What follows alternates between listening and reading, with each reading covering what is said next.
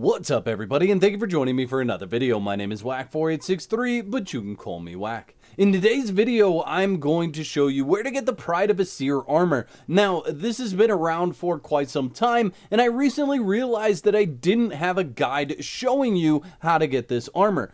I had a conversation in chat on Discord with some of my community members, and they were asking about how to do this, and I realized during that I hadn't made this guide, so here we go. Starting right off, you are going to want to come up to the Mounds of the Dead. All the pieces that you want are right here at the Mounds of the Dead. And the first location that we're going to go to is this burrow right here. Now, this is the one that's on an island by itself. You will need to jump to it.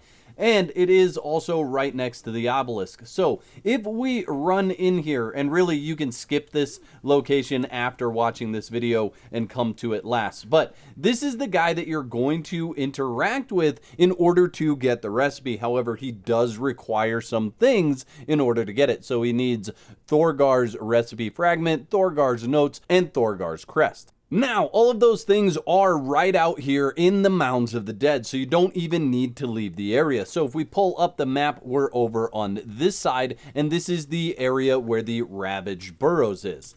So if we run into this one right here, this is the one that stands off on its own, and we go inside, we're going to find this Taskmaster right here. Now, you can knock this Taskmaster out and take him home, put him on your Wheel of Pain. It is a guaranteed location to find a Taskmaster that's named. However, if we kill him, he will actually drop one of the pieces that we need. So there is a Thorgar's crest, and again, he's 100% guaranteed spawn there. So 15 minutes after you kill him, he'll be back there in case you want to knock him out.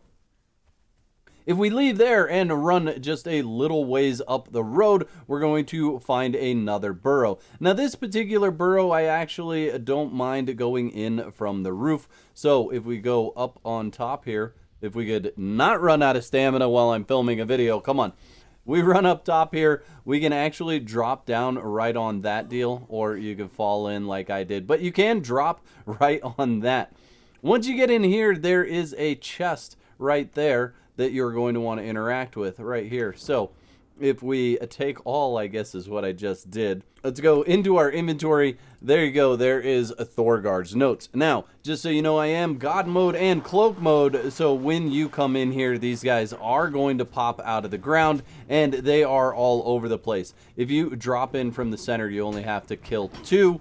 Or if you're super quick, you could likely get in here, loot it, and get out before you cause too much problems. Just to show you that you can get right back out the ceiling, you just climb up to the top here, and then you just jump to the ceiling. So there you go. You are back out on the roof. Moving over to our last location here, and it is on this side. So here is where you're going to want to come for the last piece, and here's where you're going to turn all those pieces in. So very close together. So we went from this one first, then we went to this one. Now we're going to this one to get the last piece, and then we'll have to go back to the blacksmith to get the recipe. When you go into this one, you are going to have to fight one of the bosses. So if we just jump over, and actually I'm going to uncloak right here so you can see all the places where skeletons pop up, because they pop up all over the place in here as you're running through, and it is kind of a maze. However, if you just jump over here,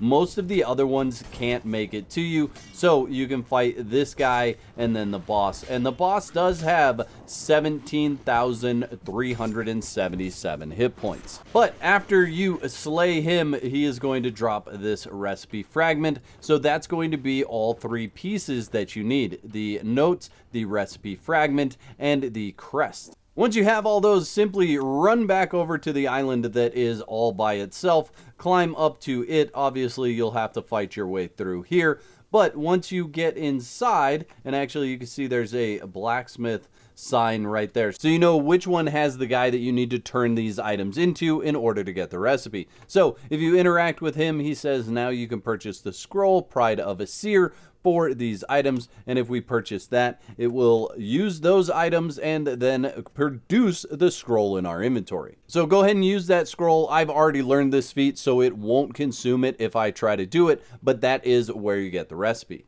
Now you don't want to run back to your base in order to craft that. It's actually not craftable in your base. You are going to have to come to the Frost Temple. So I'll show you where we're at on the map. We're all the way up here in 14E, right on the line of D and E.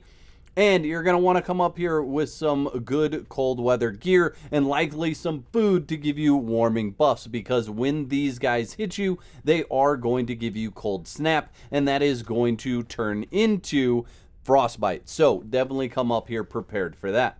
However, where we're headed is right over to the forge, and we're just going to take a left and head down this direction.